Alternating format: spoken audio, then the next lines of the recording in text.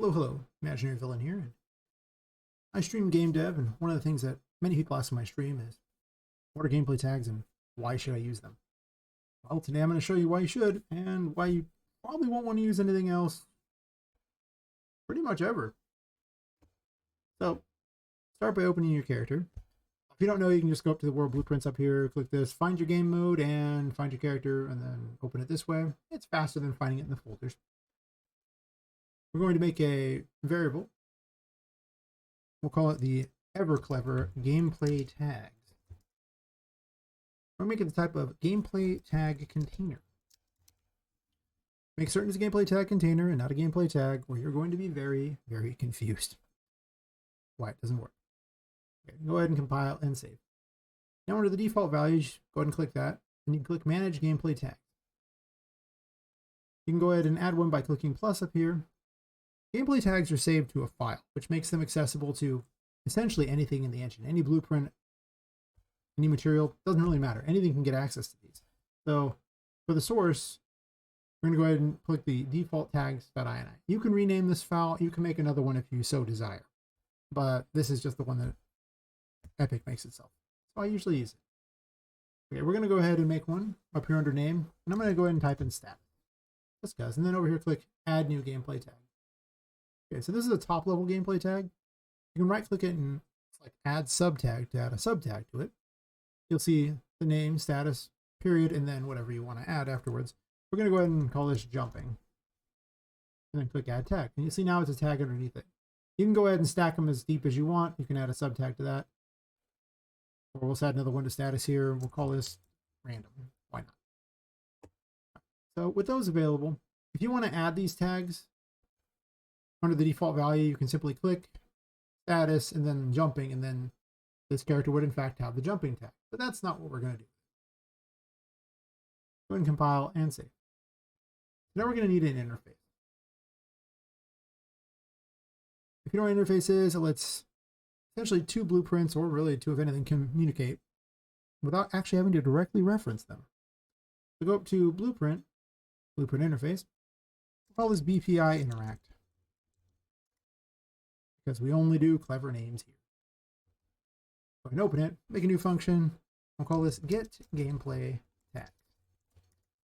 What makes gameplay tags so great is that you can actually just, with one call here, get all of them, find out everything about a character. You can pretty much sort everything this way. Go ahead and do the outputs here. We'll name this gameplay tags. So we know what to plug into it. And we'll make it a variable of, you guessed it, gameplay tag container. Go ahead and compile and then save that. Now we're going to need something to interact with. So we'll go ahead and make a blueprint class. We're going to make it a character because it gives us access to the launch command. It makes it a lot easier. We'll call this BP cube. Guys. Then we're going to add its namesake, which would be, in fact, a cube. I'm going to reposition it so that it's at the bottom of the thing, bottom of the capsule here. You can leave it wherever you want. It's fine. Then I'm going to go over to class settings, and I'm going to go to implemented interfaces. Click add and type in interact. With that added, we'll go ahead and compile and then save.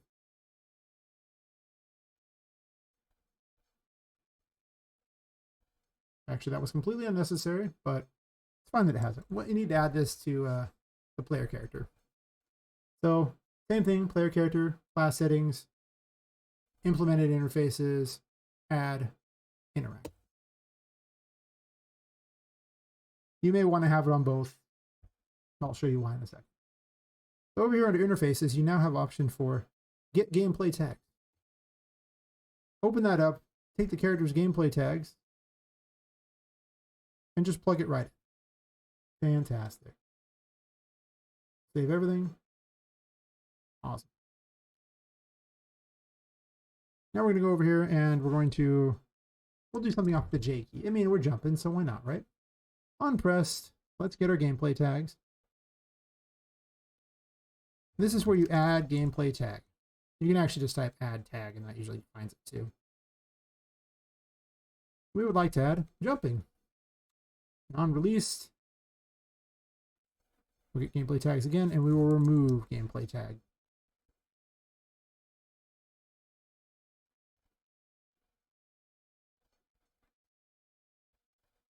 And we're going to remove jumping. That's all we're going to need there. So let's go over to our cube in the event graph here. And this is where the fun example begins here.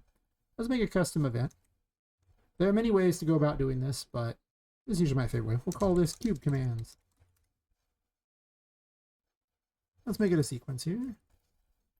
Or sequence node. And the second, on then one, we're going to go ahead and do a delay of, we'll say 2 seconds. Followed by cube commands. Awesome. Then we go over here and we're going to get the player character. We're going to get gameplay tags. Make certain it says message after this so that it's actually sending a message using the interface. Connect this up there. And then we're going to look for as tag.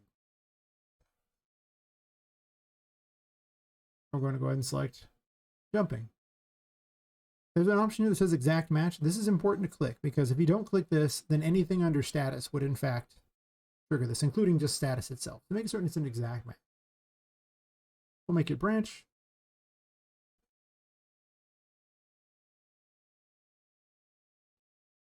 And then if it's true, we're going to launch the character. We'll do 1,000 on the Z just so it flies straight up. And then the last thing to do is take this cube commands here.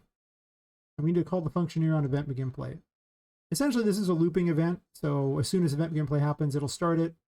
It'll check, launch the character if it has it. And if not, or even if it does have it, it'll loop around again and keep doing it pretty much indefinitely. So with all these things set up, you can go ahead and click this browse to associated asset right here. It's a little folder with the magnifying glass on it. It saves time.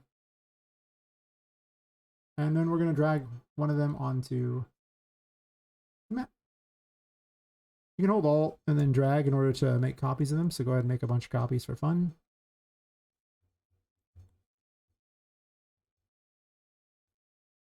Many as you like. We'll put lots of them here. These are our cube legions. Happy cube friends, if you will. Go ahead and save and then hit play. And now, look at my happy cube friends. If I hold J, they all go flying. Yay! And if I don't hold J, they don't. If I hold J, they go flying. And look, they'll go flying. There's a 2-second delay, so of course, they might be in the middle of that, which causes it to be a little more random. But as you can see, I can interact with all of these things without ever directly referencing a single one. So, hopefully that's helpful. You can see a little bit of the interesting things you can do with this. If you show up my stream, either on here, Twitch, or Kick, under the same name of Imaginary Villain, I've got plenty more examples and I'd be more than happy to show them to you. So, happy playing with gameplay tags. Have a wonderful day.